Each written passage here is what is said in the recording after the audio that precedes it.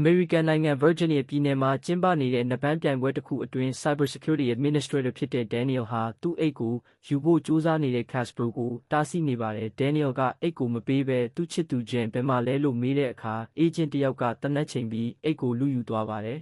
။အပြင်ရောက်တဲ့အခါ Daniel ရဲ့အိတ်ထဲမှာ Wordex Corporation ကလျှို့ဝှက်ဖိုင်များစွာခိုးယူထားတာကိုတွေ့ရပါတယ်။မကြာခင် Daniel ကိုသူ့ရဲ့အထက်အရာရှိ Noel စီခေါ်သွားကြပြီး Jen ကိုလည်းဓားစာခံဖြစ်ဖမ်းထားကြောင်းသိလိုက်ရပါတယ်။ Noel ကအိတ်ထဲကတစ်တာကိုဖွင့်ကြည့်ပေမဲ့အလွတ်ဖြစ်နေပါတယ်။ Daniel ကတော့သူ့အိတ်ထဲကထူးဆန်းတဲ့ Alien device တစ်ခုကိုထုတ်ပြီးချိန်ချောက်လိုက်တဲ့အတွက်ဘယ်သူမှမပြစ်ရဲတော့ပါဘူး။ Daniel နဲ့ Jen တို့အဲ့ဒီအခွင့်အရေးကိုအသုံးချပြီးထွက်ပြေးသွားကြပါတယ်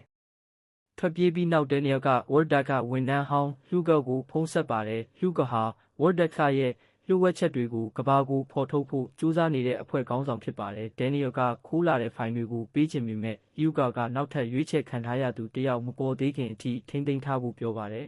။တစ်ဖက်မှာ Noel ကတော့ Hugo ပျောက်နေပြီးနောက်ထပ် Alien device တစ်ခုလည်းပျောက်ဆုံးနေကြောင်းသိရှိသွားပါတယ်။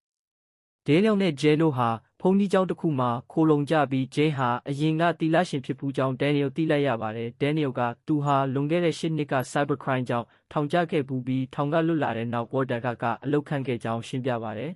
။လွန်ခဲ့တဲ့3 လခန့်ကတော့လူသားအလုံးသိသင့်တဲ့ကြီးမားတဲ့လျှို့ဝှက်ချက်ကိုသူတွေ့ရှိခဲ့ပြီးအဲ့ဒီအတွက်ဒီနေ့ထိအသက်လုပြေးနေရတာဖြစ်ပါတယ်။တစ်ချိန်တည်းမှာ Kansas ပြည်နယ်မှာ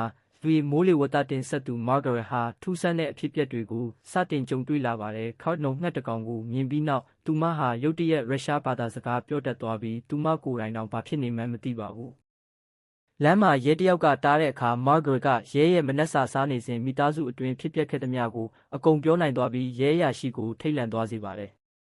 ဒီ station ရောက်တဲ့အခါလဲကိုရီးယားဧည့်သည်နဲ့ကိုရီးယားလိုပြောနိုင်သွားပြီး weather report တင်ဆက်နေစဉ်မှာတော့မသိတဲ့ alien language တစ်မျိုးကိုပြောဆိုပြီးလဲကျသွားပါတော့တယ်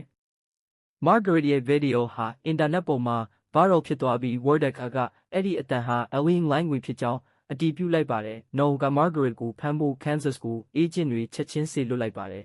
။ဆေးရုံမှာ Margaret ဟာသူမကိုလိုက်နေတဲ့အယောင်ဆောင် agent တွေကိုချက်ချင်းသိသွားပြီး Daniel ကိုတတ်ဖို့ရောက်လာကြတာလို့ခံစားမိပါတယ်။ Hugo က Margaret ကိုဖုန်းဆက်ပြီး Daniel ကိုကယ်တင်ဖို့အချိန်ရောက်ပြီလို့ပြောပါတယ်။ Margaret ဟာ Daniel ရဲ့ဖုန်းနံပါတ်ကိုမသိဘဲရုတ်တရက်ပြောနိုင်သွားတာကြောင့် Hugo ကသူမလည်းရွေးချယ်ခံထားရသူဖြစ်ကြောင်းသေချာသွားပါတယ်။တစ်ဖက်မှာ Daniel က Jen ကိုခိုးယူထားတဲ့ဗီဒီယိုတွေပြသလိုက်တဲ့အခါ Wordex ဟာ1973 ခုနှစ်ကတည်းက Alien တွေကိုဖမ်းဆီးစမ်းသပ်နေကြောင်းသိလိုက်ရပါတယ်။စမ်းသပ်မှုတွေဟာအလွန်ရက်စက်လွန်းပြီး Alien တွေဟာနာကျင်စွာအော်ဟစ်နေကြတာကိုမြင်ရပါတယ်။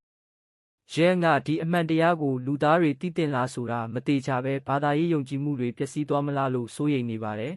။ Noel ကတော့ Alien device ကိုအသုံးပြုပြီး Jen ရဲ့စိတ်ကိုအဝေးကနေထိန်းချုပ်နိုင်ကြောင်းပြသလိုက်ပါတယ်။ Jen ဟာကိုယ့်စိတ်ကိုဆန့်ကျင်ပြီး Noel ရဲ့အမိန့်ကိုလိုက်နာနေရသလိုဖြစ်လာပါတယ်။ Margaret က Daniel ကိုဖုန်းဆက်ပြီး Wordex အဖွဲ့ရောက်နေပြီဆိုတာသတိပေးနိုင်ခဲ့ပါတယ်။ Daniel ဟာအိမ်ထဲမဝင်ဘဲအပြင်ကနေလှည့်ဝင်ပြီး Jen ကိုကယ်ထုတ်နိုင်ခဲ့ပါတယ်။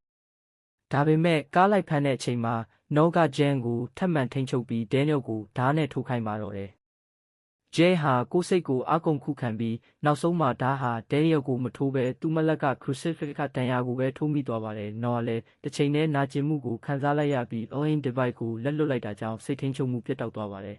။ Daniel နဲ့ Jen တို့ဟာ agent တွေကိုလှည့်စားပြီးကားကိုချောက်ထဲပစ်ချခဲ့ကြတဲ့အတွက် Wordex ကသူတို့သေသွားပြီလို့ထင်သွားပါတယ်။ဒါပေမဲ့ Daniel တို့ဟာအသက်ရှင်လျက်လွတ်မြောက်သွားခဲ့ကြပါတယ်